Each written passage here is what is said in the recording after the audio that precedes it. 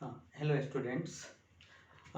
In first video of the sense organ, we have studied the different types of sense organs and the a topic of the eyeball, which was also called accessory structures of the eyeball. In this video, in this class, you will study about the structure of the eyeball, that is its diagram, its related terms and their functions. Now, we have to start with the eyeball proper. Eyeball. Now students, eyeball is in pair, that is a pair of eyeball are located in the bony socket in front of the skull called orbit. So, the location of eyeball is orbit. Now, each eyeball is about 2.5 centimeter in diameter or size, and each eyeball is held in position with the help of 6 sets of muscles. Like suppose this is the eyeball, this is the front surface, then a bundle of muscles is on this side, this side, this side, and so on. And these muscles control the movement of the eyeball. So each eyeball is held in position with the help of 6 bundles or sets of muscles. Students, whenever you have to study any organ or organ system in biology, the best way is to draw the structure of that organ and label it properly. If you will practice or study by drawing it and labeling, the most of the points or topics related to that organ will be clear to you, because you will be able to write locations of the structure, and then you will also learn the function of that structure. So let us start with the diagram of the eyeball. In eyeball there are 3 layers. Now it is a spherical body, but on the front side it slightly bulges outward. Now this is the first layer of the eyeball. First layer of the eyeball. First layer of the eyeball. Now this front bulging portion of the this layer of eyeball will be known as cornea. We will later mark it. This outer layer is called sclera, also known as sclerotis or scleroid. This front portion of it is known as cornea. Now, in front of the cornea, there is a thin epithelial transparent layer which continues with the eyelid, upper and lower eyelid, that is called conjunctiva. Conjunctiva. Now, then there is second layer. At the junction of sclera and cornea, as there is the second layer behind this junction.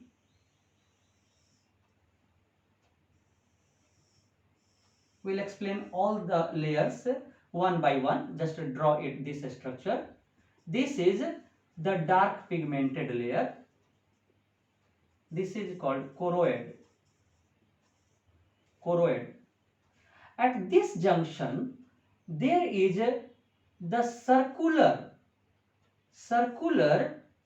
muscular colored layer, colored structure suspended in front of the eye lens, that is called iris.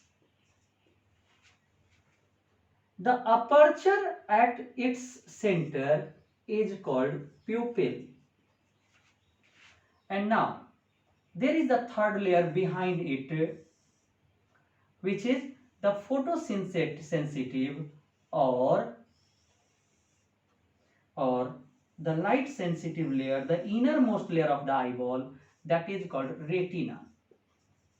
Now students, at this junction there is, that is behind the iris, there is biconvex transparent lens,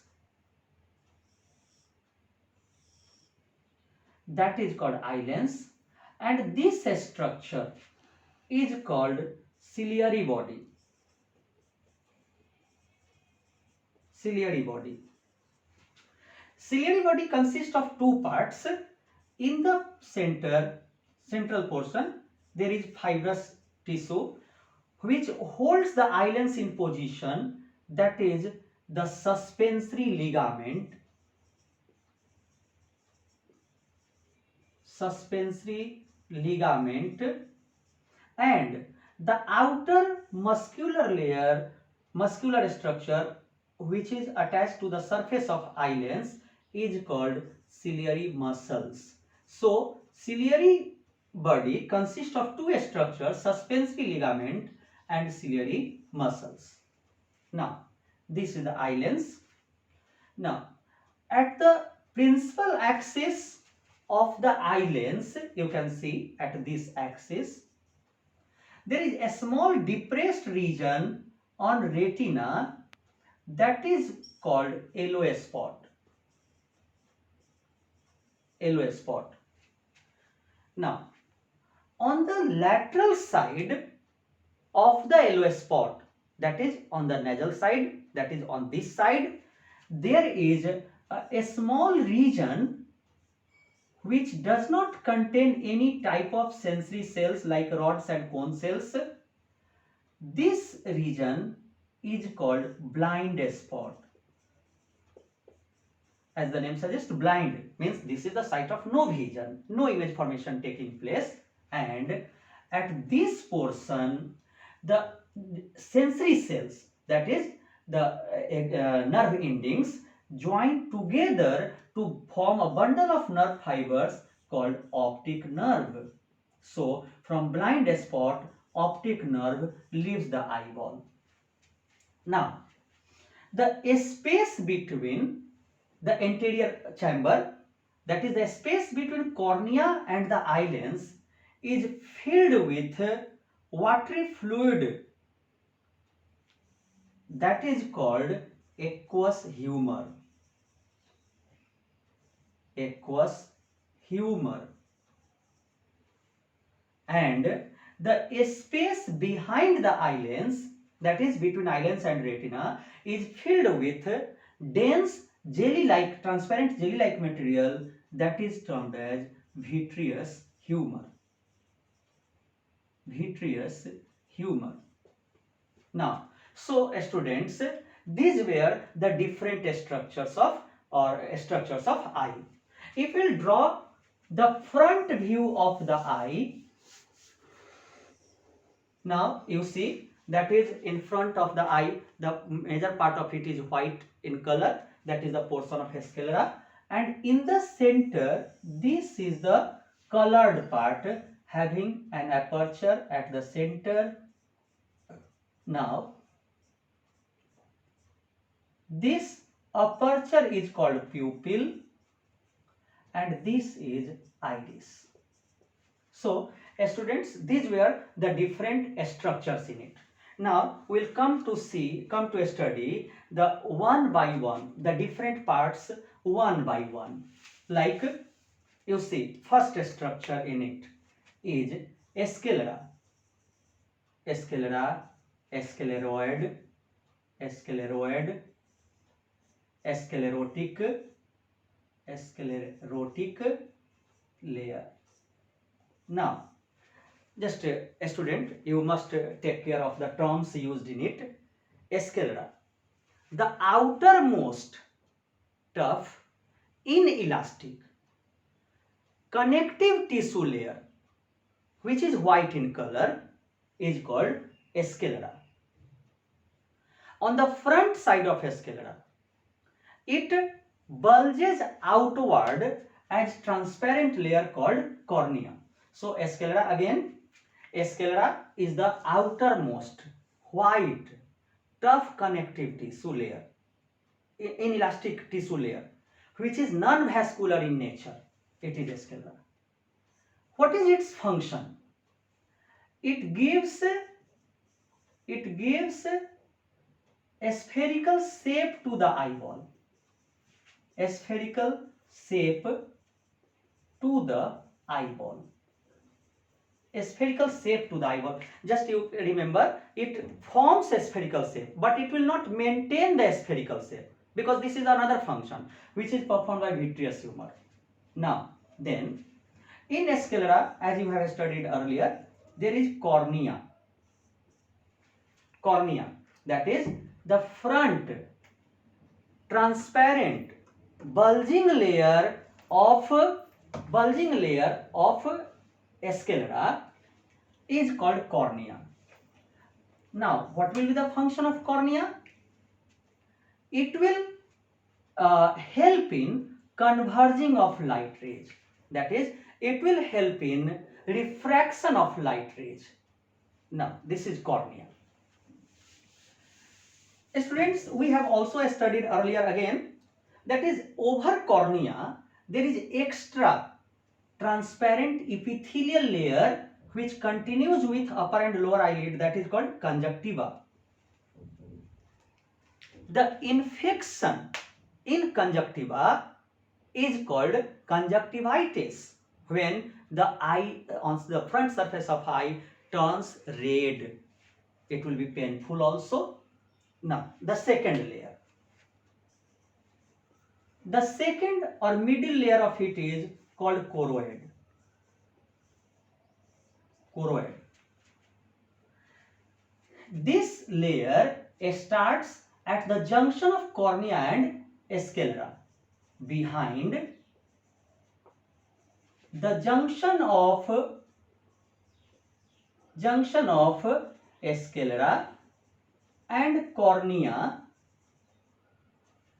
sclera and cornea, this is vascular. Vascular means supplied with blood vessel.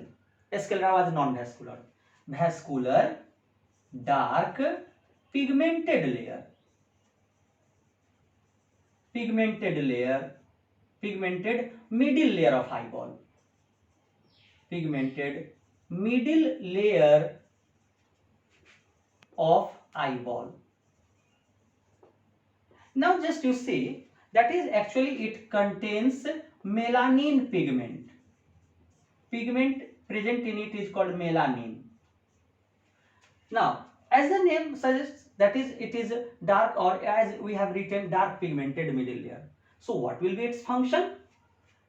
Then it absorbs oblique light rays. Oblique light rays entering into the eyes, entering into the eyes and prevent their reflection. Prevent their reflection. So this is the choroid. But now you see, that is, in choroid it extends as two other structures. The one structure which is the extension of the choroid layer at the junction of sclera and cornea, suspended as circular, dark colored or colored circular screen-like structure in front of the eye lens. That is called iris. There are different colored pigments present in the iris which gives color to the eye. Like if we say the brown eye, means the pigment present in it will be brown and it will reflect brown color of light. Similarly, blue eyes, grey eyes, black eyes. So these are the different colors of the iris which give color to the eye. Iris, here is the iris. Now at the center of the iris there is an aperture, that is called pupil, and this is the pupil through which light enters into the eyes. Now what is the function of iris? It regulates the amount of light rays entering into the eyes,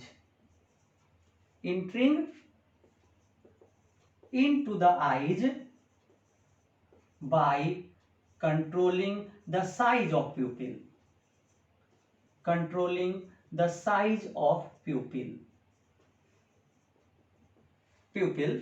This is related to the function of eye called accommodation. That is, depending upon the brightness of the available light, the size of the pupil is adjusted. Like suppose there is a very bright light outside. Then if excess of light enters into eyes, then on retina very bright image is formed. That is, the glare is caused. And if there is a dark room or dim light, then less light enters into eye, the image will not be brighter. So according to the availability of the light, the size of pupil is adjusted. Like if bright light, the size of pupil is constricted, it will cut off the light entering into the eyes. And if there is dim light, it increases in size, it enlarges in size, such that sufficiently large amount of light energy enters into the eyes, and hence bright image is formed. Now, there is another structure in choroid related to choroid layer here, that is the ciliary body.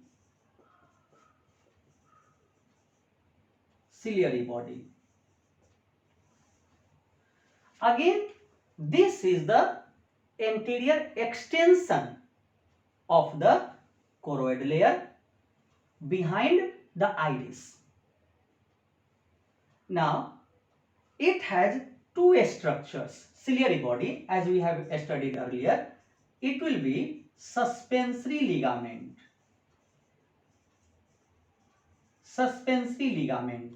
As the name suggests, it is ligament. It is the fibrous connective tissue which holds the eyelens in position.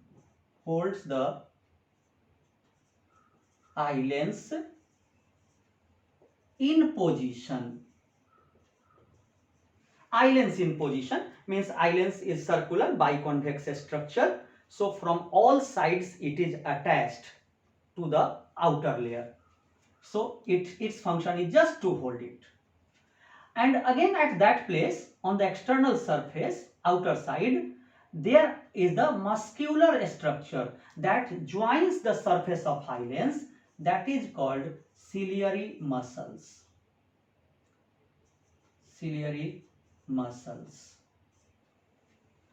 Here, ciliary muscles has the function of accommodation. That is, depending upon the distance of object, the curvature or the focal length, the curvature of eyelens is adjusted. That is, it is made thick or thin. Like if the object is at a farther distance, light rays from it will be coming parallel almost. So the eyelens is thin. It has larger focal length.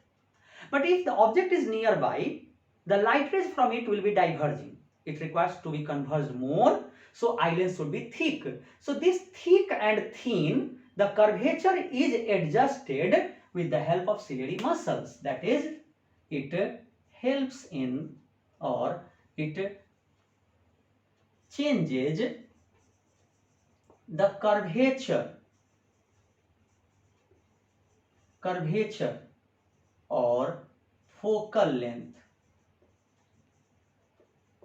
of eyelens.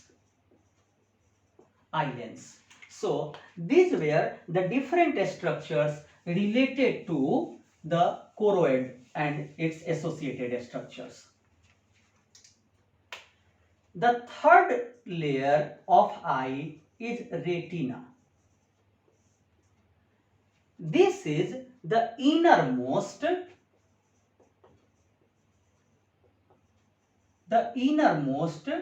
photosensitive layer.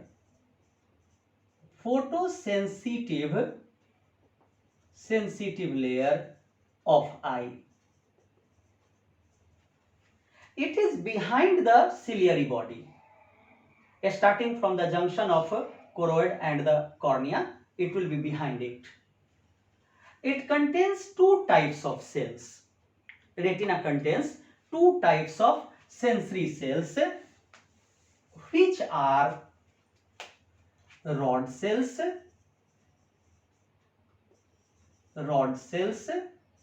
and second the cone cells, rod cells.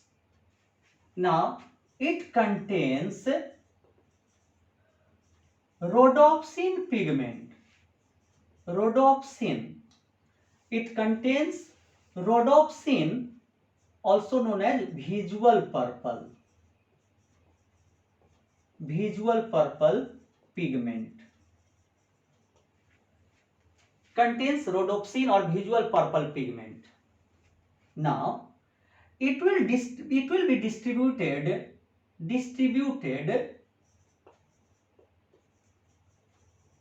in peripheral region of retina. Although it is distributed all over the portion of retina, but it is mostly present on this part, peripheral region, and it is responsible for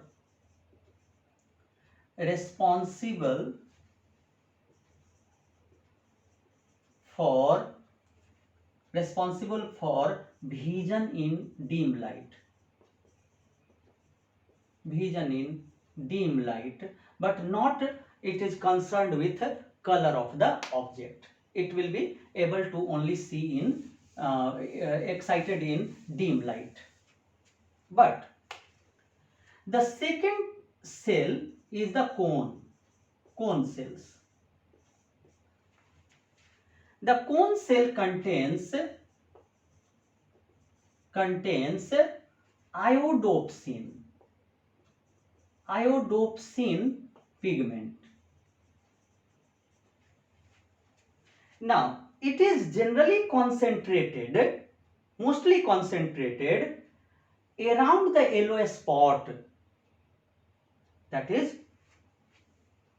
mostly concentrated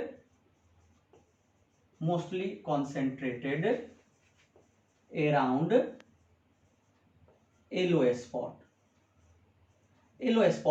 that is in the central portion of the retina, at a principal axis of the eye lens, and it is responsible for vision in bright light, and it is related to vision in bright light, as well as it responds to the color, responsible for vision in bright light and color perception. Just like you see, students, suppose a person is standing outside in the field in a moonlit night. Then from a distance you can recognize that someone is standing there, but you will not be able to identify the person because there is no brightness, there is no color perception in dim light. That is, the yellow rod cone cells are not working properly. So these were some of the structures in it. Now there is another structure in retina, that is yellow spot. Yellow spot, also known as macula lutea or fovea centralis. Now yellow spot is the small depressed region on retina at the principal axis of the eye lens. At this structure, this site, the cone cells are mostly concentrated. So at this place very bright image is formed. So it is the site of the brightest vision, the brightest vision, or we can say that is the site of the most clear vision or colored vision. Now, there is a next structure that is called blind spot. Blind spot. Now, students, on the lateral side of the yellow spot, that is towards the nasal chamber, towards the nasal side, there is a small portion which is devoid of the sensory cells, that is the rod and cone cells. That is, this is the site of no vision, that is called blind spot. And from blindness, that is, it is the site of no vision. No image formation takes place. And the sensory cells or nerve cells from different parts of the retina joins to form the bundle of nerve fibers called optic nerve, which carries impulse from retina to the optic lobe of the brain, where the image is analyzed and we come to see the object. So, from this part, optic nerve leaves the eyeball. Now, two more terms are required to be studied in this part, that is the aqueous humor. Aqueous humor. Aqueous humor. Now, aqueous means watery.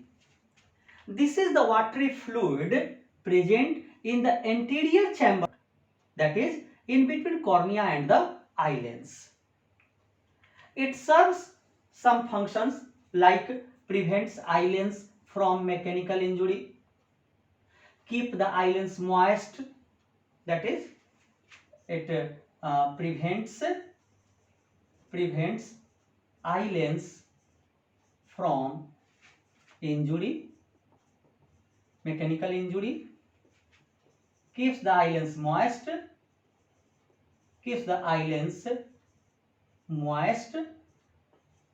and helps in refraction of light.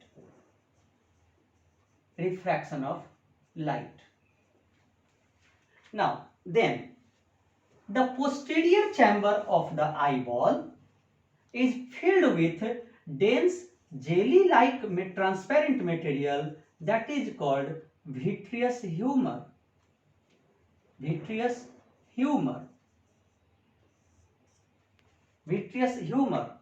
Now, vitreous humor, it is the dense jelly-like transparent material in the space between eye lens and the retina. It maintains the spherical shape of eyeball.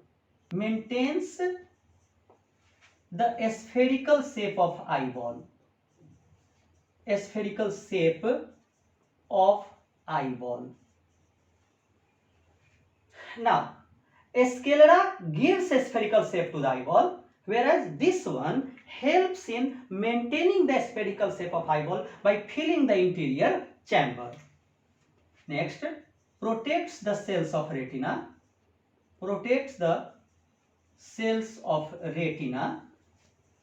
And helps in refraction of light.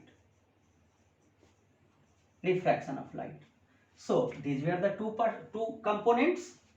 Now the last structure and the most important part of the eyeball, that is eye lens. Now it is the biconvex transparent lens made up of jelly-like substance suspended behind the iris with the help of suspensory ligament, and its curvature can be changed. It is flexible, so it forms the image of outside object on retina. So just a student, we see that the eye lens is not alone responsible for the image formation. In eye, there is not a refracting component eye lens, but there is a refracting medium starting from cornea, aqueous humor, eye lens, vitreous humor, then the final image is formed and at yellow spot. So all of them help in partial convergence or refraction of light. Then the image is formed at retina. Sensory cells will receive this stimulus and nerve impulse is sent to the brain with the help of optic nerve. So students, this is all about the structure of the eyeball. In next part, we will study the different functions of eye like accommodation, adaptation, binocular vision and the eye defect.